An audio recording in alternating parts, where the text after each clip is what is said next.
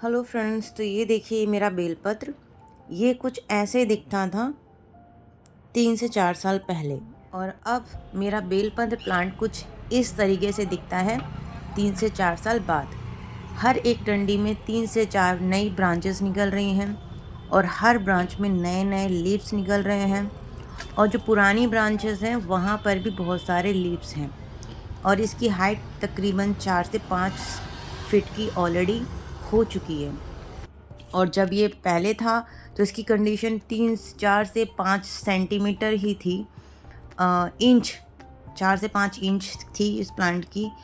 और गिनती से 4 से 5 या 7 इसमें पत्ते थे। 2 डालियाँ निकली हुई थी जैसे कि आप दिख रही हैं, बहुत ही छोटी छोटी। और पीछे जो आपको ब्राउन डंडी दिख रही है, मेरा पौधा पूरी तरीके से लगभग सूख सा गया था, एकदम ड्राई हो गया था, ब्राउन हो गया था। तो मैंने इसे कैसे ग्रोथ किया? बहुत ही सिंपल है फ्रेंड्स।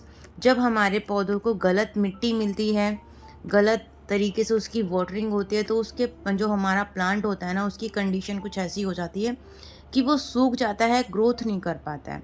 तो आपको क्या करना चाहिए कि आपका भी प्लांट इस तरीके से ग्रोथ कर जाए, और आपका प्लांट सूखा है तो वो वापस से ग्रो कर जाए, जैसे कि ये ग्रो कर गया। और मैंने ये कैसे किया? तो फ्रेंड्स, सबसे पहले मैं ये बता दूं कि ये जो पॉट है, जो प्लांट है, मैंने जो 3 पॉट मैंने चेंज किए। ये पॉट चौथा पॉट है जब मैंने इसमें लगाया। और इस प्लांट पॉट में लगाने के बाद मैंने अपने प्लांट की ग्रोथ को रुकते हुए कभी नहीं देखा। ये कंटिन्यू बढ़ता आ रहा है और बढ़ता ही जा रहा है पिछले 4 से 5 सालों से। और तो ये मैंने कैसे किया? सबसे पहले फ्रेंड्स, आपको अपने पॉट में एक चीज़ का ध्यान रखना है कि आपकी पॉट की जो मिट्टी है वो बिल्कुल गीली नहीं होनी चाहिए, बहुत ज़्यादा गीली नहीं होनी चाहिए, एकदम मतलब सिर्फ होनी चाहिए, नमी होनी चाहिए मिट्टी में, गीली नहीं रहनी चाहिए जैसे कि कीचड़ होता है वैसे नहीं रहना चाहिए। क्योंकि हम कई बार देखते हैं कि अपने पॉट में हम पानी डाल देते हैं और वो घंटों तक उसी के अंदर भरा रहता है, ड्रेन नहीं होता है। तो आपको इस चीज़ का ध्यान रखना है कि आपका जो पॉट में आप पानी डालें वो कुछ देर बाद प्रॉपर तरीके से नीचे से ड्रेन हो जाए और मिट्टी पानी को सोख ले जितना उसे चाहिए, और जो एक्स्ट्रा पानी है वो पॉट के थ्रू बाहर निकल जाए। इस चीज़ का हमें ध्यान रखना है। तो जो मैंने जो सेकंड बार मेरी गलती थी, मेरे सेकंड पॉट में यही थी कि पॉट में पानी ठीक से ड्रेन नहीं हो रहा था और मैंने इस बात को इग्नोर कर दिया था।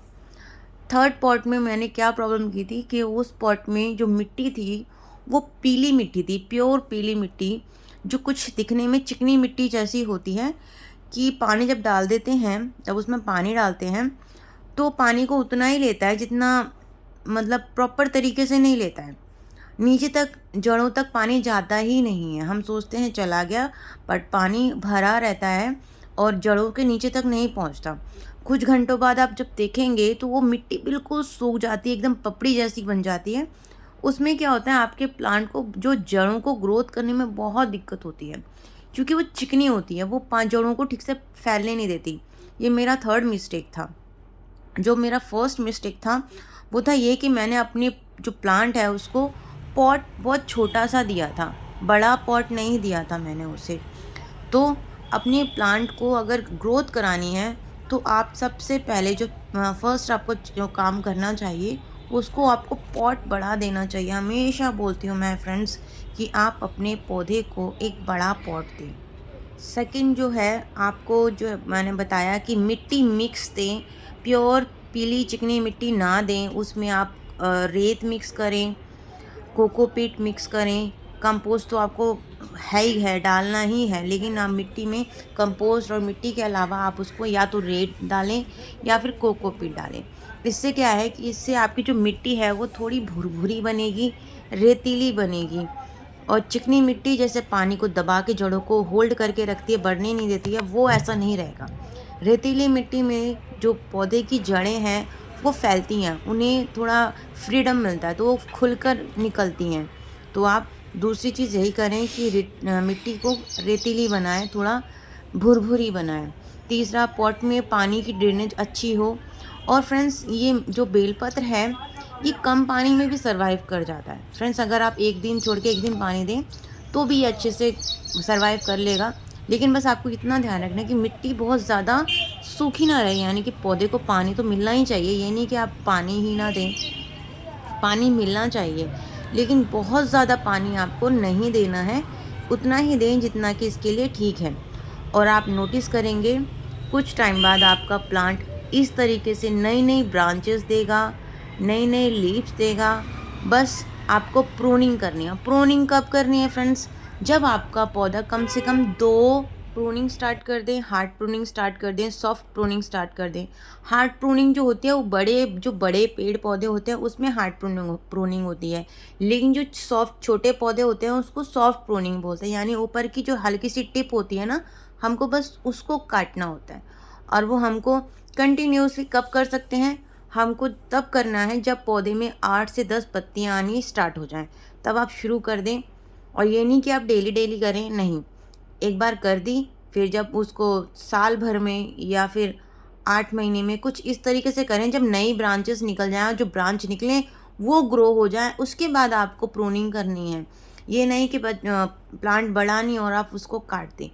काटने के बाद, कटिंग करने के बाद उसको मौका दें नई ब्रांच उगने का, उसको मौका दें उन ब्रांचेस को बड़ा होने का। जब वो ब्रांचेस बड़ी हो जाएं तब उनके बाद वो उसमें जो नए नए लीव्स आएंगे, फिर उसके बाद उसको कटिंग करनी है। तो एक कटिंग से, एक डंडी से 2, 2 डंडी से 4, 4 से 5 ये फैलती हैं, फिर घनी होती हैं, बहुत सारी पत्तियाँ आती हैं और आपका पौधा कुछ इतना हो जाता है कि आप देखे ही बनता है। और इसी तरीके से कुछ सालों के बाद आपका पौधा इस तरीके से हो जाएगा, घना, बड़ा और बहुत ही खूबसूरत। हर चीज़ फ्रेंड्स टाइम लेती है, थोड़ा पेशेंट चाहिए होता है उसको, हर चीज़ में थोड़ा वक्त तो लगता ही है। बस आपको थोड़ा ध्यान रखना होगा, बाकी आपका प्लांट बहुत अच्छे से ग्रो करेगा। Thank you so much, bye.